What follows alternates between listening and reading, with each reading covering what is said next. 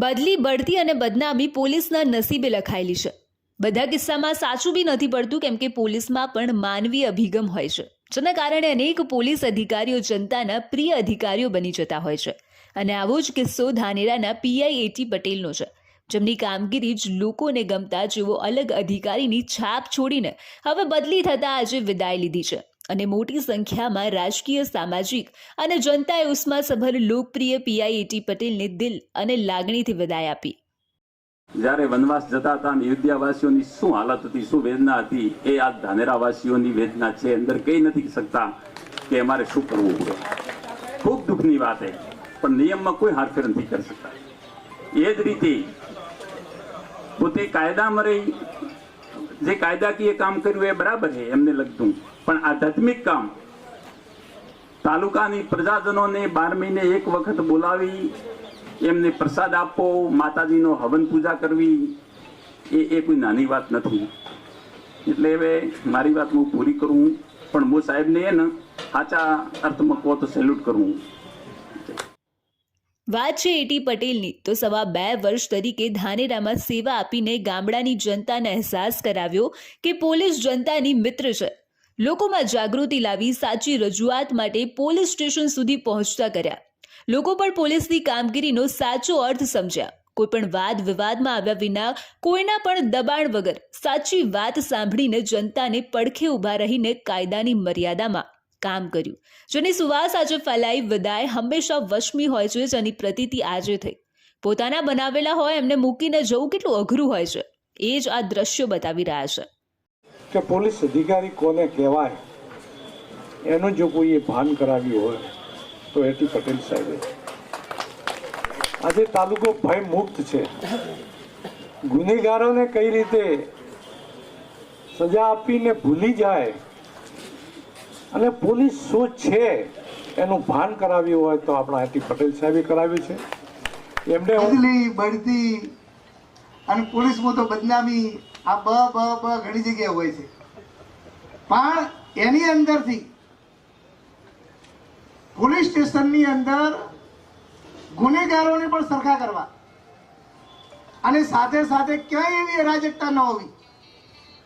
કોઈને કહ્યું હોય હસ્તે મોઢે ગુનેગારોને લાઈનમાં રાખવાનું કામ જો કર્યું હોય ને તો ઠીક છે, એમના મોઢા ઉપર કહેવું બરાબર નહીં, પણ એટી પટેલ સાહેબે એ કર્યું કે હસ્તે મોઢે જેમને હરખા કરવા હરખા કર્યા।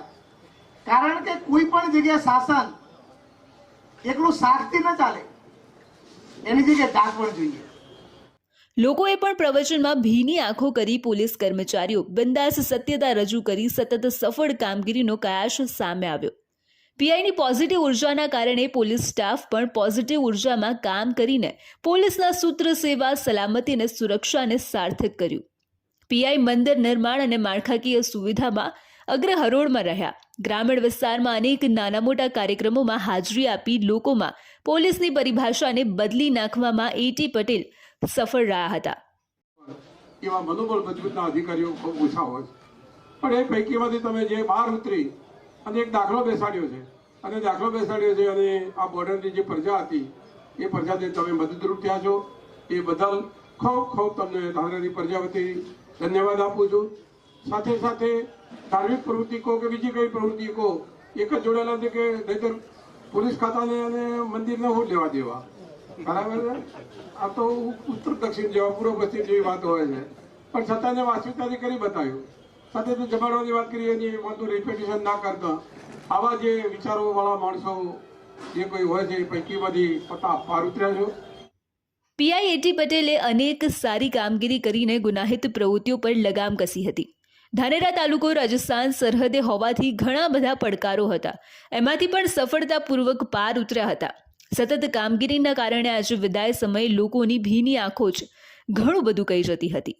જો કે આગળના ભવિષ્યમાં હજુ સારી કામગીરી કરે એવા આશીર્વાદ સાથે ધાનેરાની જનતાના લાડકા પીઆઈને વિદાય અપાઈ હતી। વિદાય તો અપાઈ, પણ જનતાના દિલમાં પીઆઈ એટી પટેલની કામગીરી યાદ રહેશે, એનો ઇનકાર ન કરી શકાય।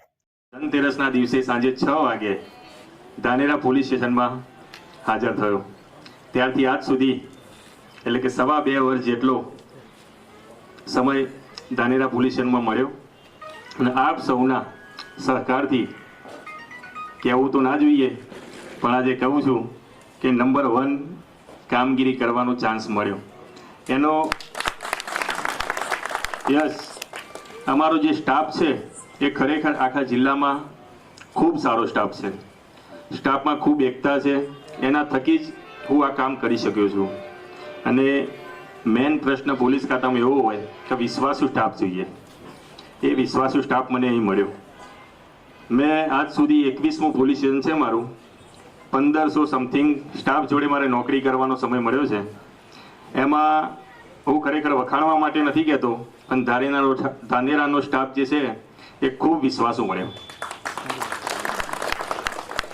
એમાં રાઇટર હોય એટલે હું જોયા વગર સહી કરી શકું એવો મને વિશ્વાસ મળ્યો છે અહીંથી.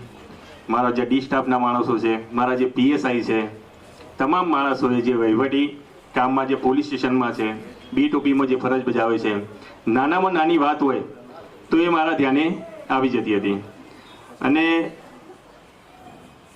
68 જેટલા ગામ છે, એમાં કોઈ એવું ગામ નથી કે જ્યાં અમે રાવણામાં ગયા નથી. 250 થી 300 જગ્યાએ રાવણામાં અમે ગયા. જેને પણ આમંત્રણ આપ્યું એનાથી એક આત્મીયતા કેળવાઈ. એટલે આજ તો વિદાય લઈને હું જઈશ, પણ હું ધાનેરાને ક્યારેય ભૂલી નહીં શકું.